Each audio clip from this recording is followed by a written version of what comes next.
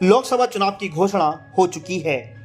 सभी राजनीतिक दल चुनाव की तैयारी में जुट गए हैं, तो वहीं तमाम विपक्षी नेता पार्टी छोड़कर दूसरे दलों में शामिल हो रहे हैं। हाल ही में इंडिया गठबंधन से नाता तोड़कर एनडीए में शामिल हुए राष्ट्रीय लोकदल के अध्यक्ष जयंत चौधरी को तगड़ा झटका लगा है। उनकी पार्टी के राष्ट्रीय महासचिव अकील उर रहमान खां नल का साथ छोड़कर अब साइकिल पर सवार हो गए हैं। उन्होंने समाजवादी पार्टी ज्वाइन करने का फैसला ले लिया है। शनिवार 16 मार्च को समाजवादी पार्टी के राष्ट्रीय अध्यक्ष अखिलेश यादव से लखनऊ में मुलाकात के बाद उन्होंने समाजवादी पार्टी का दामन थाम लिया है।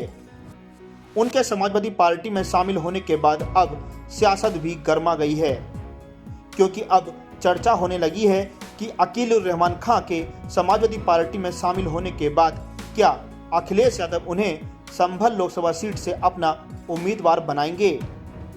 हालांकि उन्हें लेकर चर्चा उस समय तेज हुई थी जब डॉक्टर शफीक उर रहमान बर्क का बीते 27 फरवरी को बीमारी के चलते निधन हो गया था।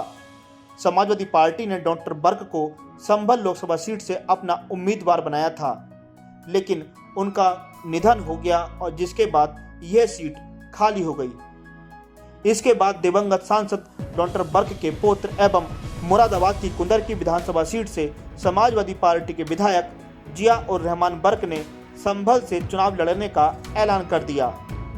वहीं इस बात की भी मांग उठने लगी कि डॉक्टर बर्क की विरासत उनके पोते को ही सौंपी जाए।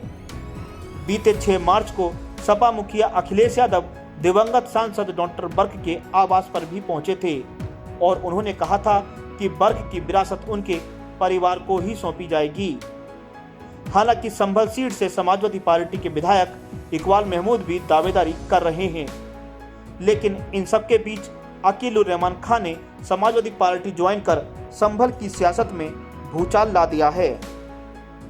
अकील उर रहमान खां संभल लोकसभा सीट से चुनाव लड़ने के इच्छुक हैं। उन्होंने समाजवादी पार्टी से टिकट की भी मांग की है। अकील उर रहमान खां का दावा है कि अखिलेश यादव उन्हें ही संभल से टिकट देंगे। उन्होंने सपा मुखिया से अपनी दावेदारी पेश की है।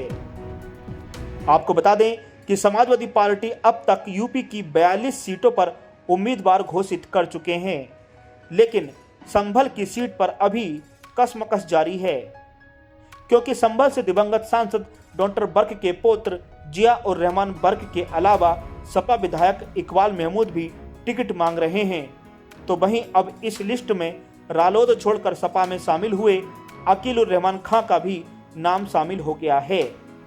अब देखना होगा कि अखिलेश यादव संभल की सीट को लेकर क्या फैसला लेते हैं।